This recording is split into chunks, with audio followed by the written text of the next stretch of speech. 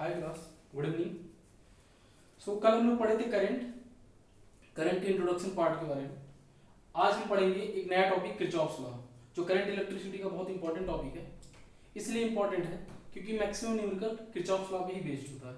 अब Kirchhoff's law के question जैसे आपको किसी भी लूप में या किसी भी सर्किट में करंट अननोन करंट को निकालना होता है, या चाहे किसी भी सर्किट में आपको पोटेंशियल डिफरेंस या वोल्टेज ड्रॉप निकालना होता है। तो आइए हम लोग स्टार्ट करते हैं इसका टॉपिक। तो इसमें पहला टॉपिक हम लोग पढ़ेंगे Kirchhoff's law is mainly divided into two part. The first one is Kirchhoff's first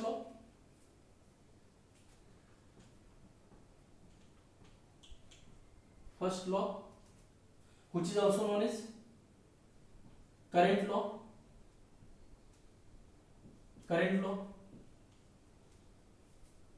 और जॉनसन लॉ।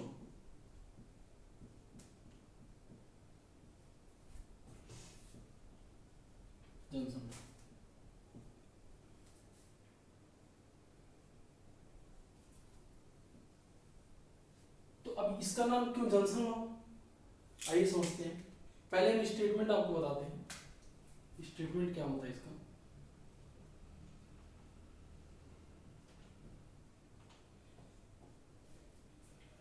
करंट लॉ और जॉनसन लॉ का स्टेटमेंट ये होता है, the algebraic sum of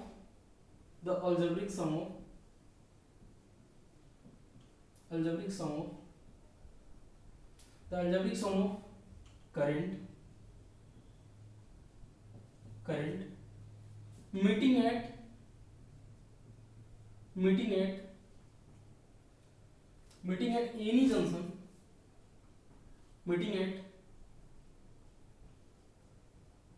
any junction is always zero। अब आइए हम समझते हैं इसका मैथमेटिकल फॉर्म कि algebraic sum of current meeting at any junction is always zero. इसका मतलब ये हुआ कि सम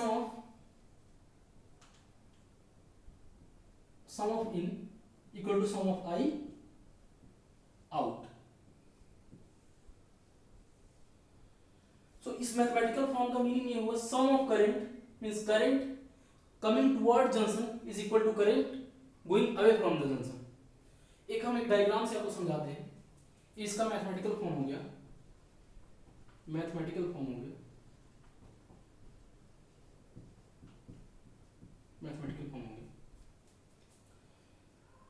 और इसको ऐसे भी लिख सकते हैं, सम ऑफ इसको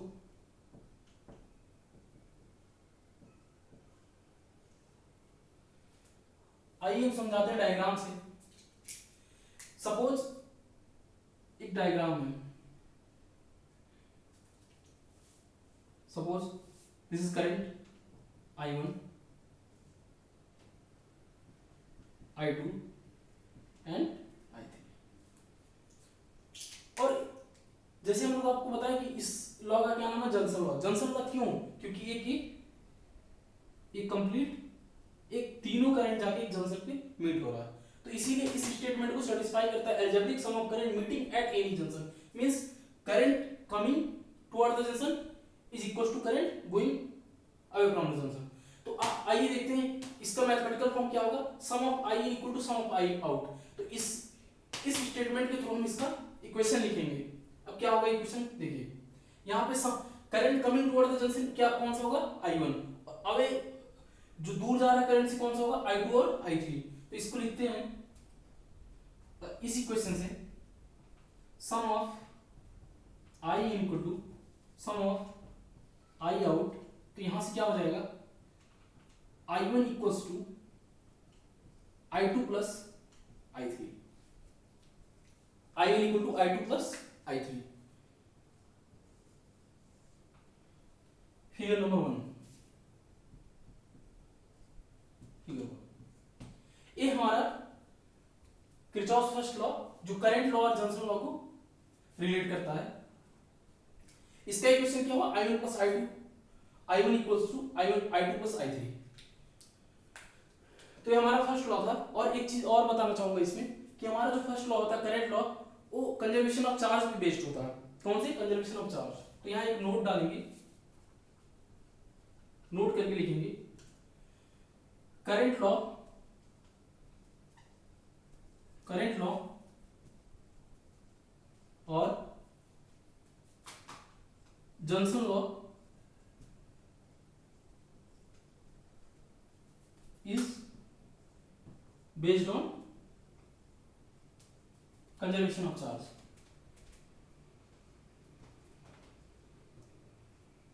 Conservation of charge. तो क्या हो गया? Johnson law is based on conservation of charge. तो इसका कंप्लीट एक ऑन एन एवरेज इसका डिटेल हो गया फर्स्ट लॉ के बारे में। और इस पे अगर हम एक न्यूमेरिकल आपको बताएं, एक न्यूमेरिकल, अभी मैं सेकंड लॉ के बाद आपको एक न्यूमेरिकल कराऊंगा इस पे। तो ये फर्स्ट लॉ हो गया, अभी फर्स्ट लॉ को नोट करना हो तो नोट कर लीजिए, उसके बाद हम आपको सेकंड लॉ पढ़ाते हैं।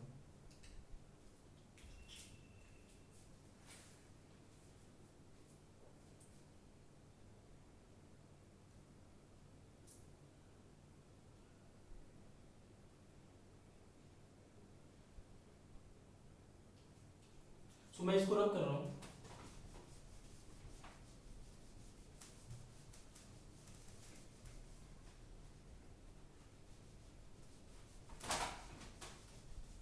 जैसे कि हम लोग देखेंगे सेकेंड लॉ क्या होगा।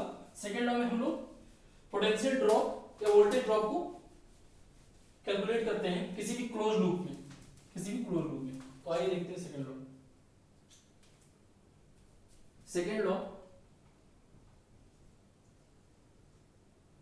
सेकेंड लॉ और इसको क्या कहते हैं? क्लोज लूप लॉ भी कहते हैं, और इसका एक और नाम होता है मेश थ्योरम। तो आइए इसके बारे में पढ़ते हैं। तो इसका स्टेटमेंट लिखेंगे, इसका स्टेटमेंट क्या हो जाएगा?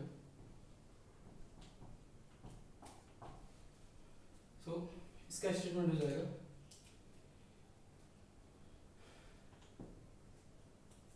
In a close circuit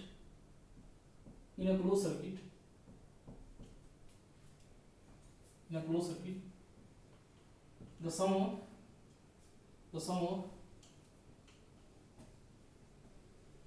voltage drop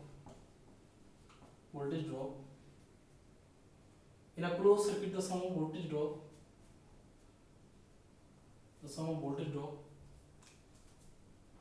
across any circuit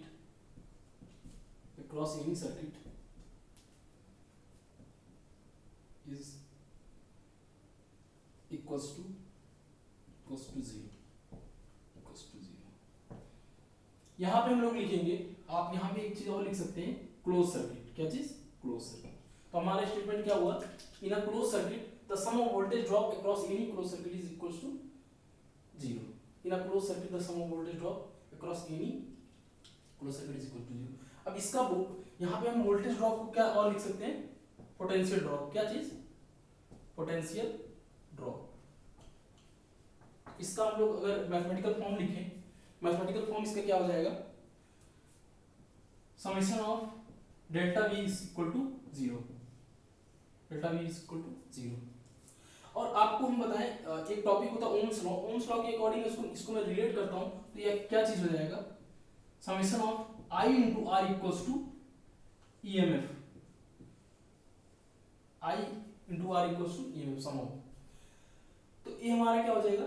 second law, close loop law और मेश थ्योरम। और ये पूरा किस पे बेस होता है? ये हमारा बेस होता है क्लोज लूप लॉ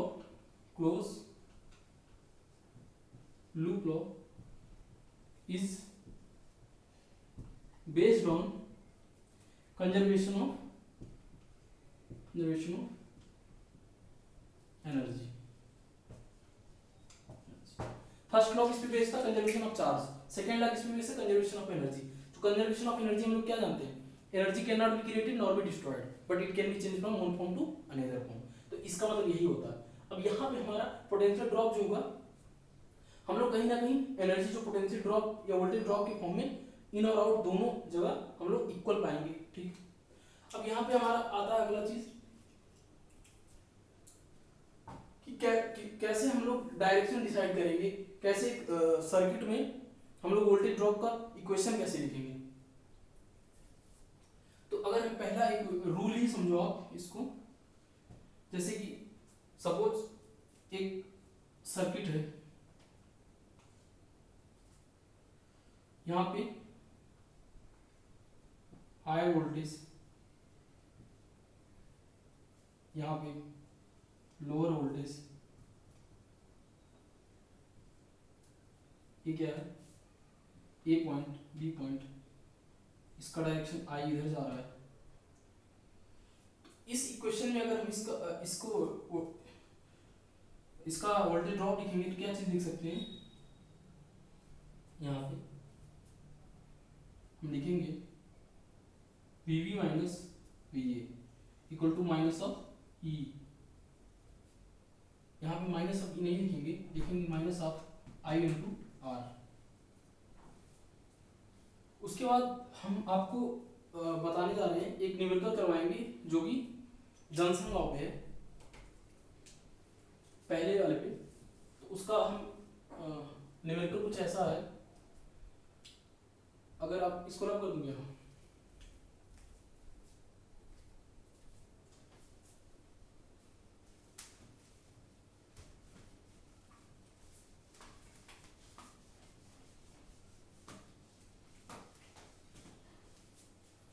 न्यूमेरिकल कुछ ऐसा है, सपोज एक सर्किट है, ये जॉनसन लॉ का न्यूमेरिकल है। सपोज एक सर्किट है कुछ इस तरह,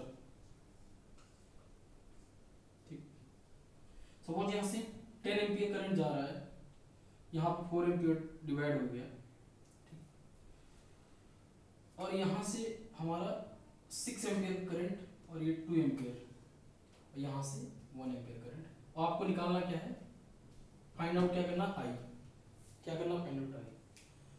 तो हम इसको पहले क्या करेंगे, जॉनसन रूल लगाएंगे। पहले देखते हैं 10 एम्पियर करंट क्या हो रहा है, इन हो रहा है। अब यहाँ पे 4 एम्पियर 6 एम्पियर डिवाइड हो गया, 10 एम्पियर जाएगा 4 एम्पियर 6 एम्पियर। अब उसके बाद यहाँ पे अगर इस पॉइंट पे देखा जाए, सपोज एक पॉइंट ए है, बी है, सी डी, तो हमें सी जॉनसन का निकालना है जो कि हमारा आई करंट।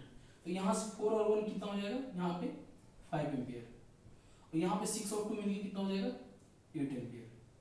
तो यहाँ से हम क्या लिख सकते हैं कि सम ऑफ करंट, हमारा जॉनसन लॉ क्या कहता था, sum of current coming toward junction is equal to sum of current going away from the junction. तो यहाँ पे क्या होगा, 10 एम्पियर इक्वल्स टू, या चाहे ऐसे लिखे इसको, यहाँ पे मैं बता देता हूँ कि यहाँ पे सी जंक्शन पे कौन सा करंट जा रहा है, 6 और 2, 6 और 2, 8 एम्पियर करंट जा रहा है। अब हमें क्या लिखना है, 8 एम्पियर करंट डी वाले जंक्शन से जा रहा है और 5 एम्पियर इधर से आ रहा है। तो आई इक्वल टू क्या हो जाएगा, जैसे 5 ampere plus 8 ampere equal to I, sum of current coming toward junction equal to sum of current going away. तो कितना हो जाएगा, I equal to 13 ampere, 13 ampere. इसके ऑप्शन थे, आंसर 13 एम्पियर आ गया, 19 एम्पियर, 12 एम्पियर, 13 और एक 9 एम्पियर था, ये 4 ऑप्शन थे। तो इसका 13 एम्पियर करेक्ट आंसर है।